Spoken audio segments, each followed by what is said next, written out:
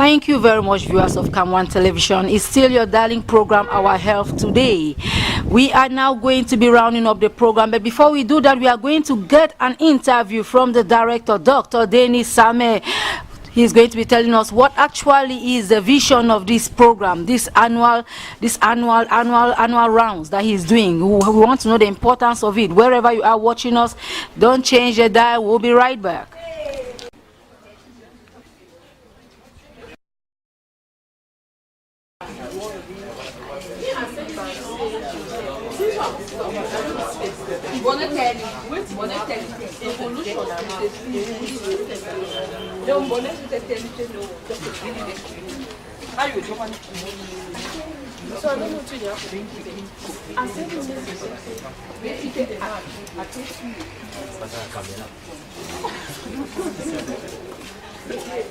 Dennis Same, Director of the Regional Hospital Limbe, and I'm very happy Cam1 TV is always in the Regional Hospital Limbe to see that we continue to educate the public, we continue to share scientific information, and we continue to sensitize the public about what is available in our health facility, what the community should do at their own level to see that the community remains in good health. So one other innovation we've had this 2018 that we are still going and increasing in the capacity of work is that we've started a quality improvement program and also a scientific program. Scientific program in what sense? We do not so scientific ward rounds. Ward rounds, these are, doctors usually do their ward rounds routinely every day, Mondays to Sunday. But this one, this other special grand, we call it grand ward rounds, is that all the doctors, the nurses from the other units, we have a program, comes every month. We know that on Tuesdays and Fridays, the unit, the service head of the unit, the doctor in charge of the unit, selects a very important case, a critical case, a case we can share information, and then this case is presented by students. You know, the hospital is a training ground. It's where students come and do their internship. So the students present the cases, and you find these doctors who are lecturers in the Faculty of Health Sciences too, they expatiate on these cases, and of course we see the care plan. Why did we go wrong? What should be rectified? What are the lessons learned? You know, so we correct these things. And what information are we going to give to the public, to the carer who is there? Because we find situations come caused by the carers coming from the community. Just like we were presenting this case on, then we have a case presenting on peritonitis, general peritonitis due to not so a peptic ulcer perforation.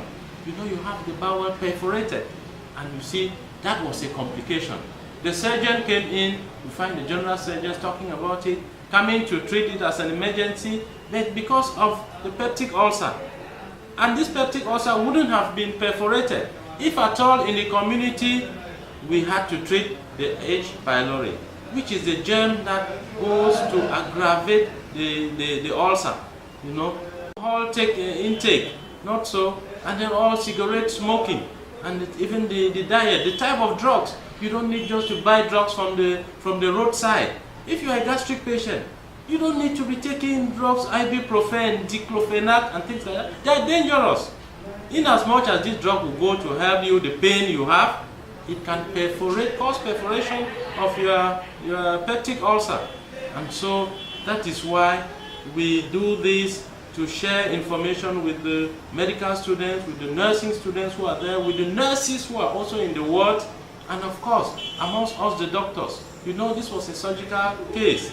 And of course, even the doctors in the pediatric ward, not so, the internists, we correct things in the ward, and of course, also educate the families and the carers so that they should not come back with those complications.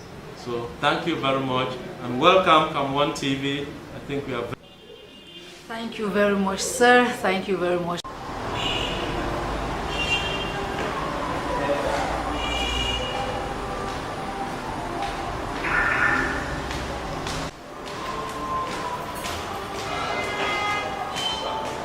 Cam1 TV, are always there to be filming. Good.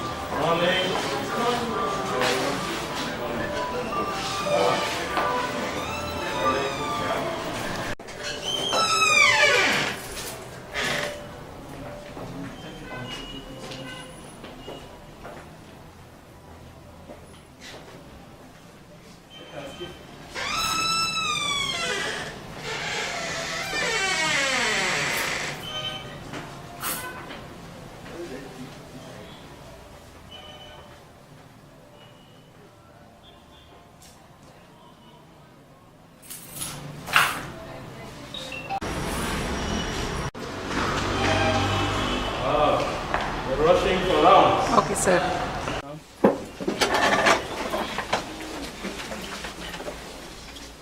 So good morning to everybody. Yes, Director, Professor Waledi, dear students, GSEs, you are all welcome. So we are here for our regular ground round, which usually takes place on Tuesdays and Fridays. And you know, this has many objectives.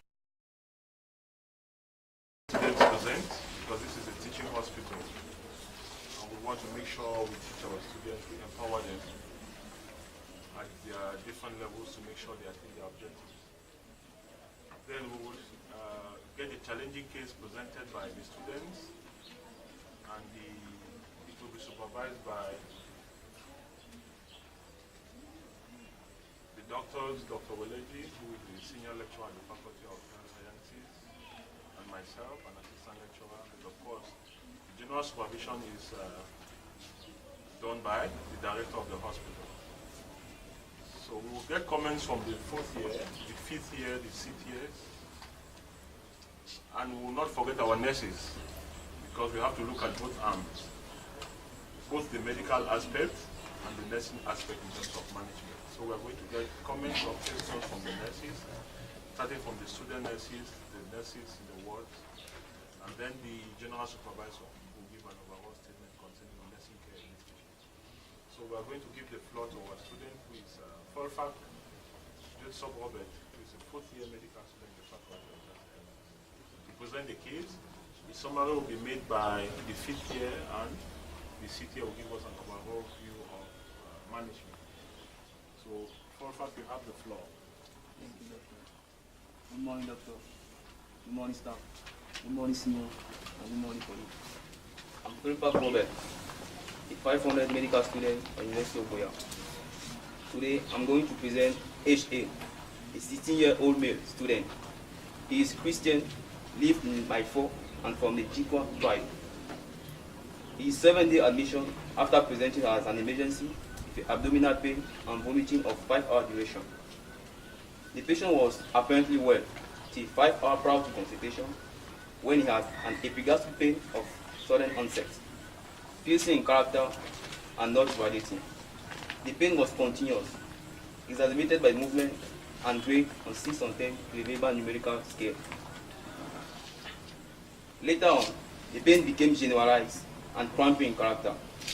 The pain was constant, with no relieving factor, and also exacerbated by movement. There was anorexia, nausea, and vomiting. The vomiting was spontaneous and non-projectile.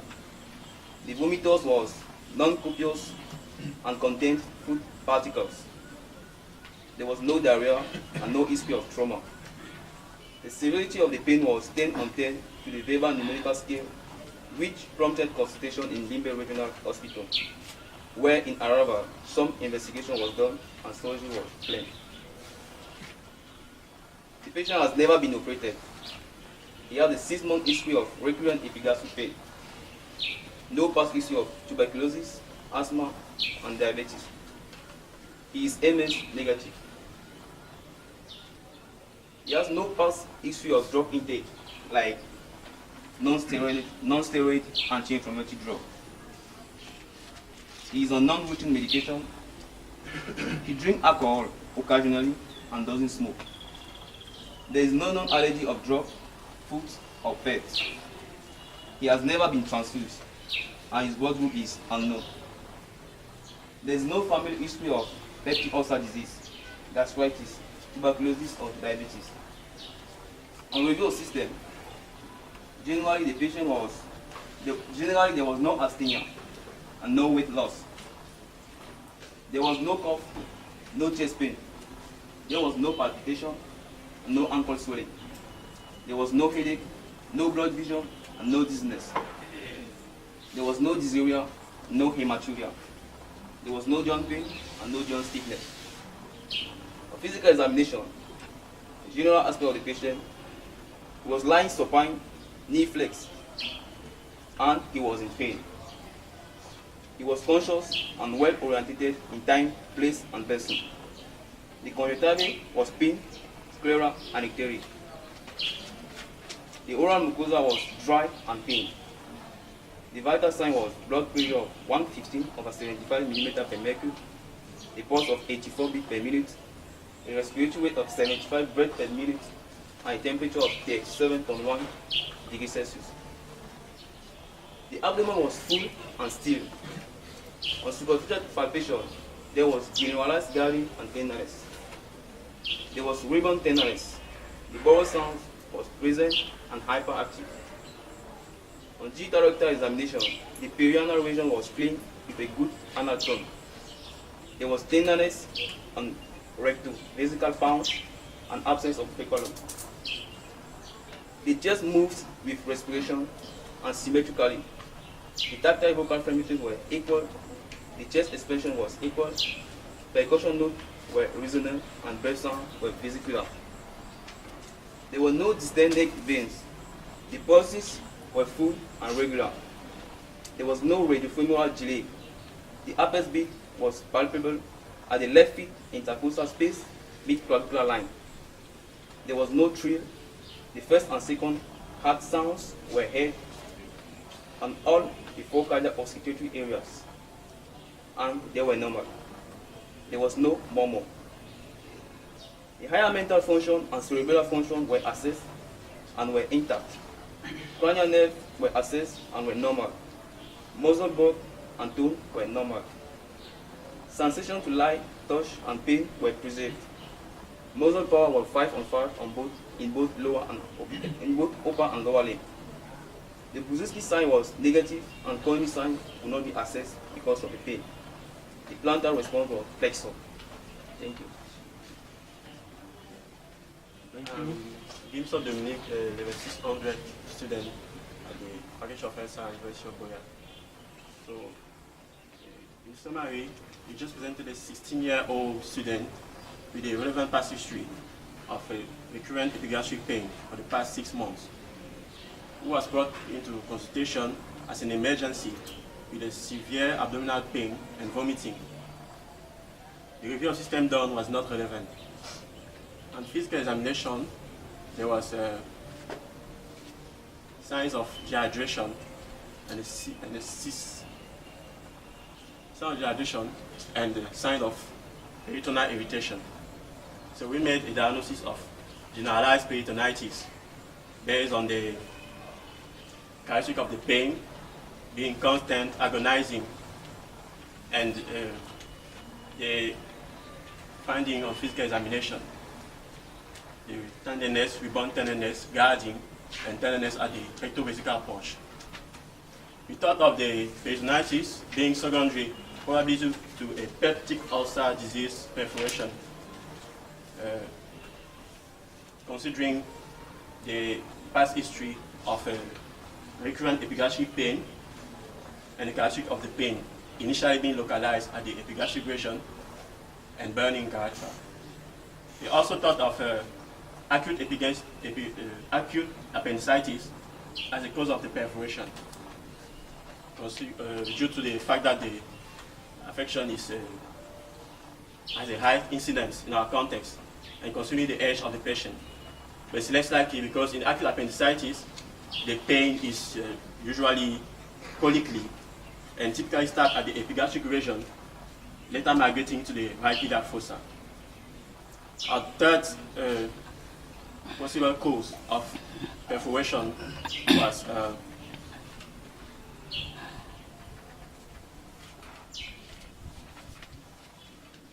typhoid perforation, but there's usually fever and periumbilical pain. To confirm our diagnosis, we relied on morphologic investigation, the erect abdominal X-ray, which revealed free air under the right hemidiaphragm, which consistent with a hollow viscous perforation. We also requested for an abdominal ultrasound, but it was not done. To evaluate the severity, we mainly requested for a biologic test, the full blood count, which came normal, the blood urea nitrogen, and creatinine, which came normal also. And the electrolyte panel, which revealed a serum potassium reduced to 2.7 milliequivalent liter, the normal being 3.4 to 5.5 milliequivalent per liter. We did the MS test, which came negative, and a fasting blood sugar, which came normal. So a diagnosis of peritonitis secondary to a hollow viscous perforation was done. The surgeon was called and the patient was sent to the intensive care unit for a short resuscitation consisting of rehydration with normal saline 1000 cc flush, then ringer lactate 500 cc for 2 hours and normal saline 500 cc for 2 hours. An empiric antibiotherapy with ceftriaxone 2 grams for 24 hours. Analgesics also were given. Anagene 500 milligram injectable 1 ampoule 8 hourly and Trabal 100 milligram injectable 1 ampoule 12 hourly.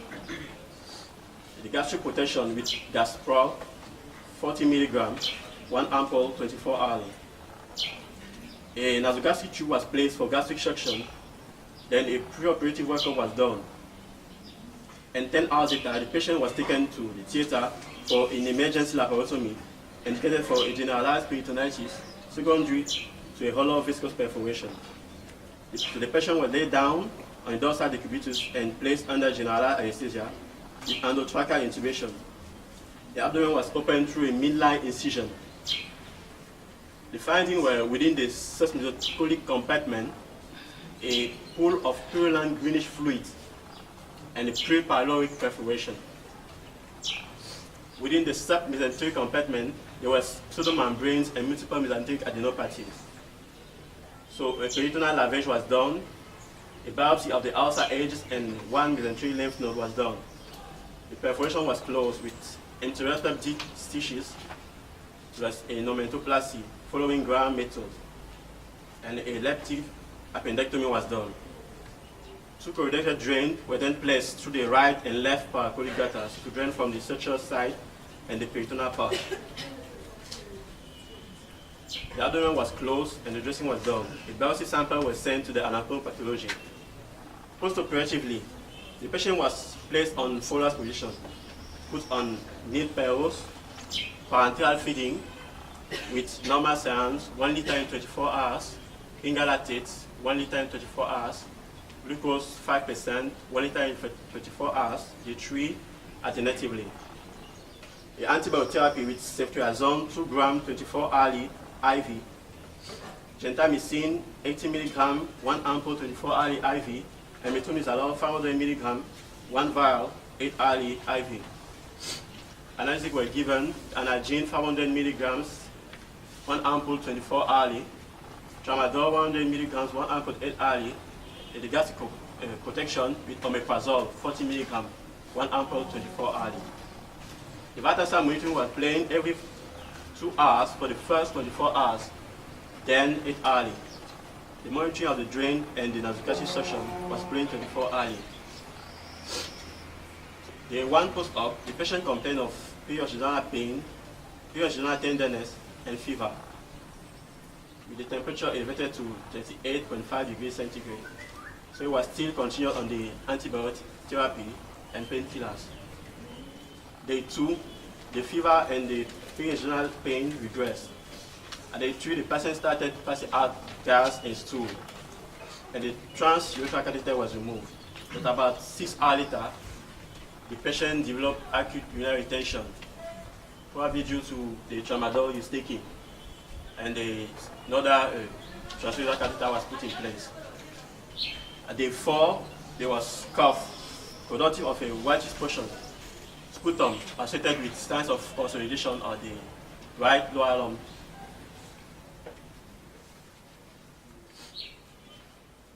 The temperature went to 39 degrees centigrade, and the first dressing was done. So a diagnosis of pneumonia was made, and the patient was given amoxicillin carbonatic acid, 1 gram IV, 1 ampoule 8 hourly. Ceftriaxone was stopped, and the patient was equally put on malaria treatment at isoniazid 130 mg, H0, H12, and H24.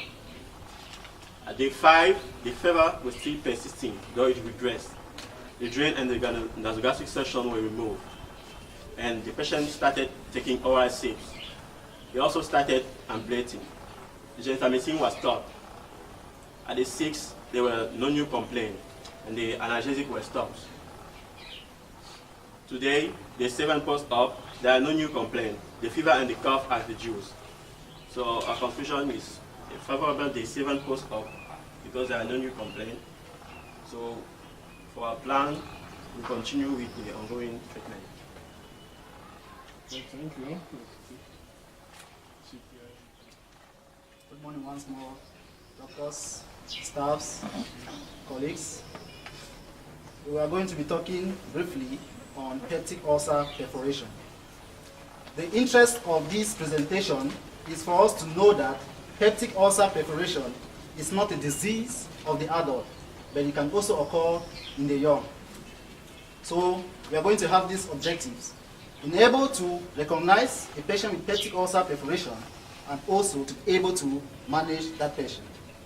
So we are going to follow this plan: an introduction, epidemiology, etiology, clinical presentation, diagnosis, treatment, complications, and prognosis. Please, it should not be a lecture. We don't have time. So that's all right. We are speaking to your seniors as well. So we just want you to give us just a brief summary of peptic ulcer disease. Okay. For time purposes. Perforation of a peptic ulcer is one of the complications of peptic ulcer disease. Perforation can occur in adults as well as in children. Peptic ulcer perforation is common in the low socioeconomic and the stressed populations. Usually, perforation develops in the background of chronic symptomatic ulceration, and perforation without chronic symptoms can also occur. In the Western world, perforation is usually due to duodenal ulcer, but in the low socioeconomic populations, it is usually due to gastric ulcer. Every year, peptic ulcer disease affects about 4 million. Please, I will just stop you there because 10 to 20% of patients have complications from peptic ulcer disease. And among those patients, 2 to 14% of the patients will develop perforation. Peptic ulcer perforation is rare, but when present, it is life-threatening, with mortality varying from 10 to 40%. For the etiology, we have Helicobacter pylori infection, chronic use of non-steroidal anti-inflammatory drugs, hyperacidity conditions like Insulinga-Ellison syndrome, susceptibility factors like genetic factors, smoking, stress, coffee and acidic beverages, chronic alcoholism.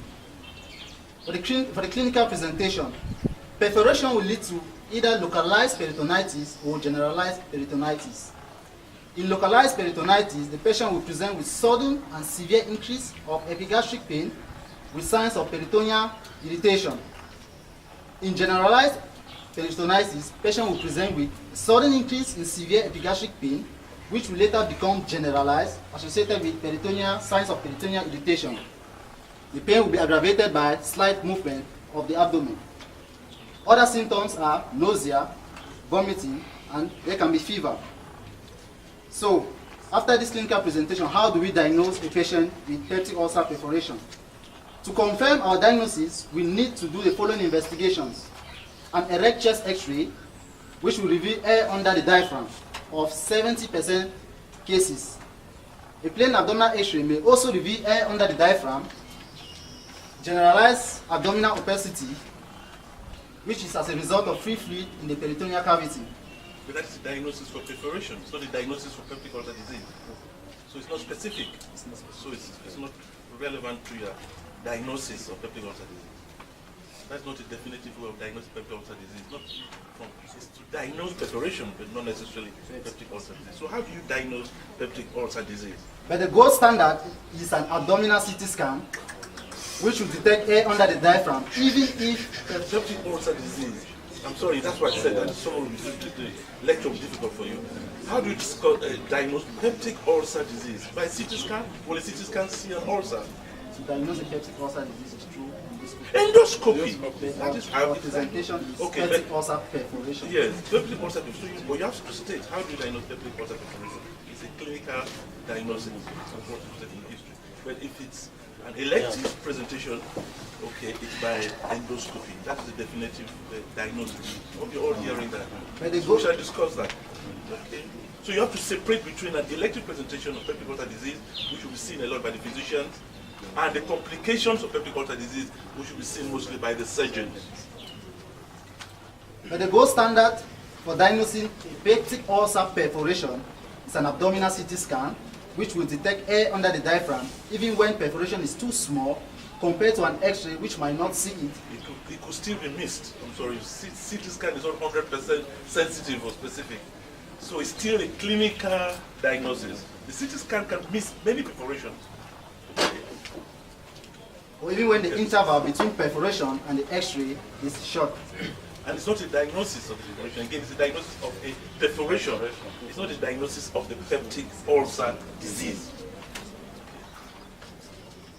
Also, we have investigations to check for complications. Please, that's nice. A full blood count, See, major. leukocytosis in case of infection, anemia in case of bleeding, urea and creatinine may be raised in case of an acute kidney injury.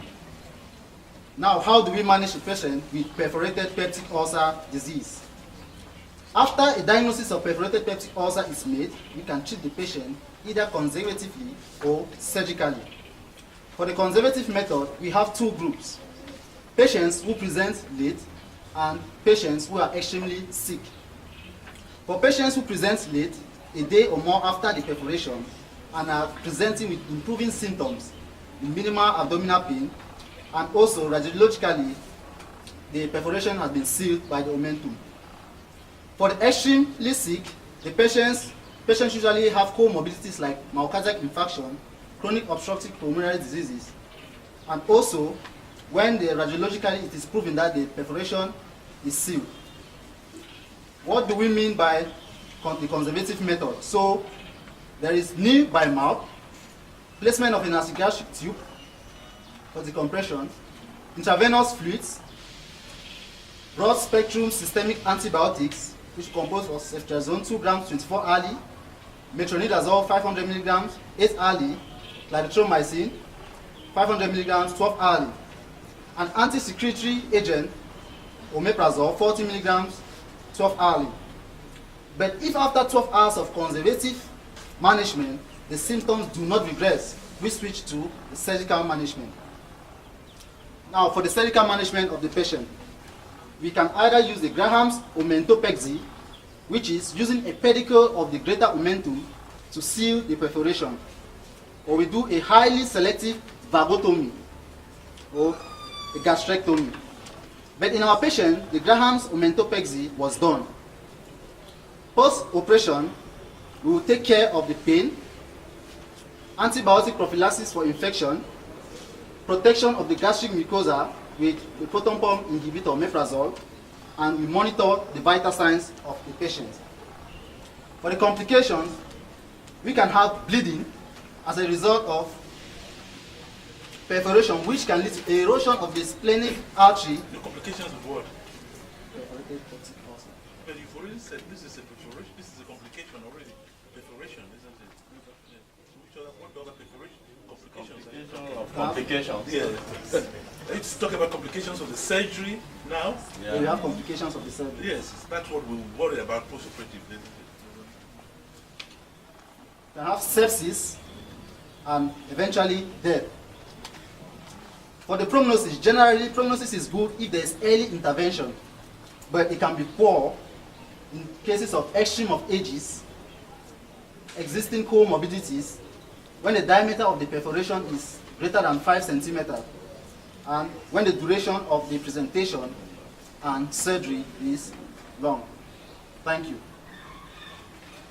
To senior lecturer Dr. Oleji, I want to comment on the presentation made by the fourth-year medical student, which I think was eloquent, complete, and the level 400 student actually did a very good presentation of the history of the patient, and the level 500 student continued. I don't think it was a summary; it was a continuation of the history right up to the post-operative care, and then the level 800 student, 700 student tried to give us a lecture. I would say try because it was still below par. So our purpose here as teachers is to try and tell you the good points, the positive points of your presentations, and also tell you the negative aspects of it so that you can learn, isn't it? We're not here just to praise you completely. Right? So please, we're going to ask many questions, and of course the students around us have to learn from it. So we have to try to be on the ball. Right. I will just start from your presentation. You mentioned that you gave a good history with regard to your systemic review. You gave the history. Okay, you mentioned that the systemic review was unremarkable in a patient with an acute abdomen, isn't it? So that is really very unusual, isn't it? Because essentially, the systemic review will have to be on the GI system. It was very remarkable. Vomiting, not passing the stools, was unwell generally, isn't it? Yeah, fever. Okay. So when you set, so don't use phrases like that. Okay. And the systemic review on the patient with an acute abdomen can never be unremarkable. Okay. And then with regard to your differential diagnosis, it must be wide. I was very impressed with your presentation by stating that this patient, I think, very likely has got a perforated ulcer because the pain was sudden onset. It's a good differential. So with abdominal pain, acute abdominal pain, you should distinguish whether the pain is sudden onset or whether it is of gradual onset. And that gives you the clue. Okay? With differential diagnosis, the history helps to tell you, guide you towards the diagnosis. So it's very important to take a good history of abdominal pain. And you did well by stating that it was of sudden onset. Now, sudden onset pain is a serious matter. Sudden onset pain is either means there is a perforation, either means there is an infarction, strangulated head infarction, an ischemic episode, embolic episode. Okay, so it's usually a pancreatitis. So it's usually a stigma of a very serious problem, as opposed to gradual onset pain, which is usually due to an inflammation that is progressively rising. So it's a bit of better prognosis like appendicitis, cholecystitis, diverticulitis. So unfortunately, if you're presenting your history and abdominal pathology, you must have a fair idea of how the diseases present. Okay? That is so, you must know about how the perforated ulcer presents, how acute cholecystitis presents, how appendicitis presents. So acute appendicitis could never have been a differential as such. It should be really low. Acute appendicitis is gradual onset pain, starts in the periumbilical area, not epigastric, and then after 3 or 5, after a few hours, 12 to 24 hours, it shifts towards the right and left. That's just a classical presentation. Okay, but appendicitis never perforates. Okay, so you will have just said there's a perforated viscous by differential diagnosis, one peptic ulcer because of the history of recurrent epigastric pain and because of the endemicity in a region here. Because of what causes, why do we have peptic ulcer disease here predominantly in the developing world? Why is it in the younger age group? Why is that so? pylori. So, and you never mentioned anything about H. pylori. So, in fact, H. pylori is the main causative agent of peptic ulcer disease, and it's common in low socioeconomic areas, like our own areas. Why is it common in our socioeconomic area? Because all of that go through is a risk factor. Why is H. pylori common in this area? Dr. Uleli, I think just to continue in that line, some of these questions should go To to go, the yeah, to the other students. So we'll start So with H. the pylori is a very important bacteria. The person who discovered it was an Australian who won the Nobel Prize in medicine. And he discovered that H. pylori, just about 20 years ago, or 30 years, was the cause of this disease by actually swallowing the saliva of patients with peptic ulcer disease in Australia. And he developed peptic ulcer. So, and it was called Campylobacter. And he wrote about it, sent it to top journals, and they said he was mad. He wrote about, published it in the local Australian journal. Finally, they realized that yes, that was the cause of it, and he won the Nobel Prize. Okay? And how is H. pylori transmitted? How do you think it's transmitted? Anybody knows? Orally, essentially. Okay, more of an oral route. So that's why this child developed it. And usually in childhood. So when you kiss, parents kiss their children and the rest, and that is why even if the whole home family is a cluster, can have peptic ulcer disease. Okay, so it's to do with the environment. We pick it up from the surroundings. It's in our gut. The parents has it, and you kiss a little child, and it passes to the child.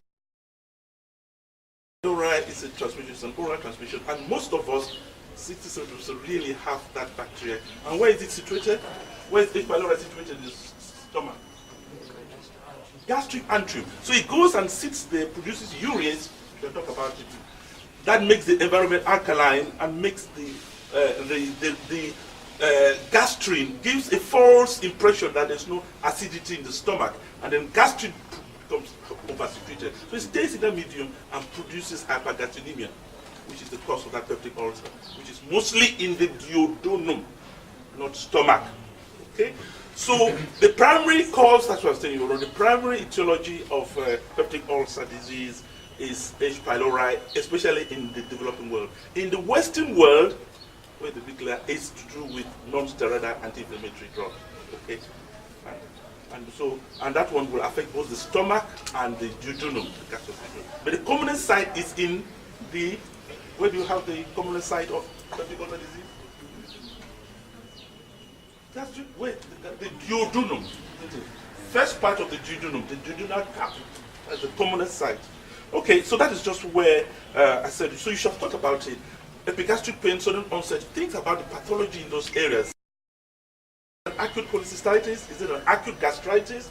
Acute gastritis, as the patient was vomiting. If you have a perforation, will you vomit?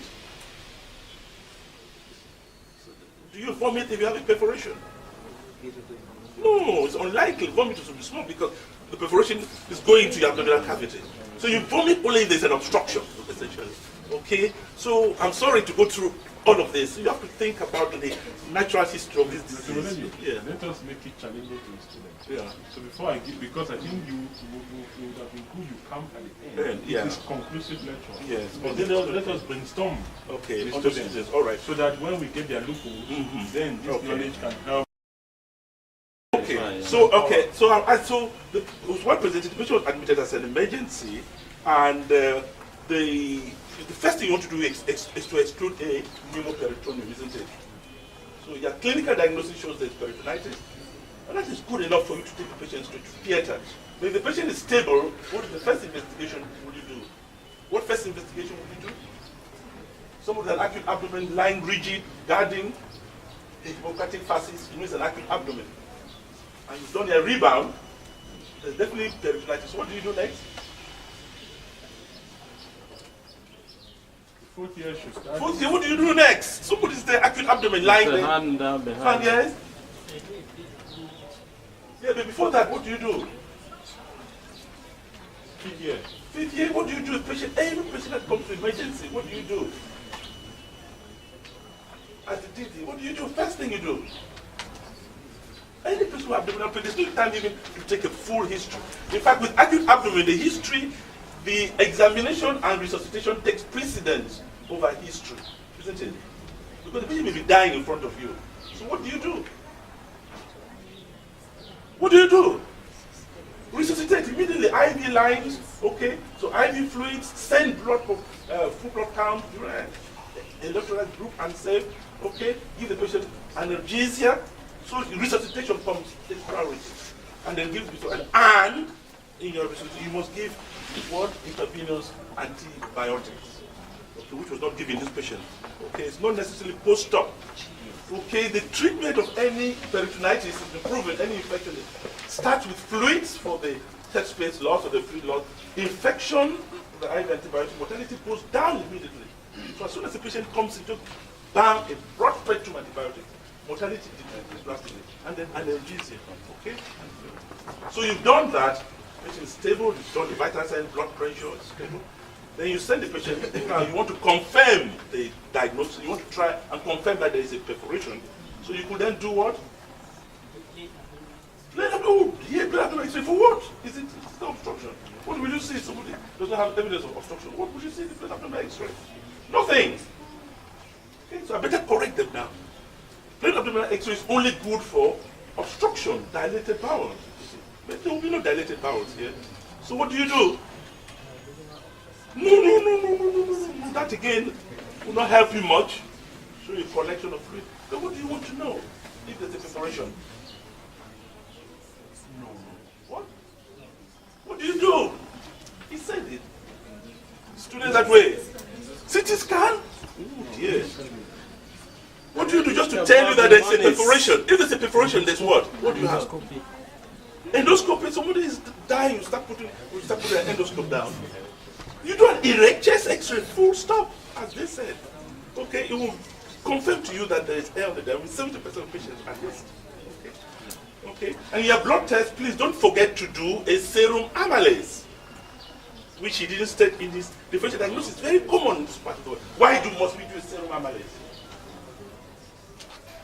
Serum amylase, why must we do it? It's the standard, no. Why am I doing serum amylase? The blood test you send, never you forget. Sit here. To rule out acute pancreatitis, which is it very common? Very common in Cameroon. Why is it very common in Cameroon, acute pancreatitis? Why is it common? Yes? Because of alcohol consumption. Alcohol consumption, okay? In Europe, more gallstone disease.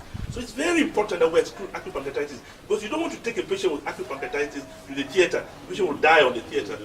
So by just reading, you will save. Your consultant will give you a good report if you tell the consultant, no, sir, I think this is acute pancreatitis. And acute pancreatitis is the real good differential for this. Young man, alcoholic, and the pain goes to the back. I'm telling you, the presentation is the same. So you have to watch out for acute pancreatitis. If there's anything you learn from this lecture, especially anywhere in the world, exclude acute pancreatitis. Especially if the erect chest X-ray comes back to be normal. Okay, so think about something else. But remember, the erect chest X-ray is only 70% diagnostic. So it's your clinical judgment that takes the priority. So the erect chest X-ray will be normal, but the patient has rebound, tenderness, serum amylase is within the normal range, not too high. Then you err towards the side of perforated peptic ulcer. So abdominal ultrasound scan is not necessary. You're wasting time in this case, okay? Unless if you're not really sure, okay? The full blood count will tell you there's a leukocytosis and the rest. So essentially that's it for from the first patient. From your presentation is to do mainly with a differential diagnosis. It was very shallow, and the actual series of management that you had to do, okay? But you are still learning. Come to know that the acute abdomen is not as simple as you think. Okay, good. Now, for the next student who gave the summary of the patient, you mentioned that you're mentioning all types of the purpose of surgery for the perforated peptic ulcer. These patients are virtually dying. The blood pressure. What was the blood pressure in your findings?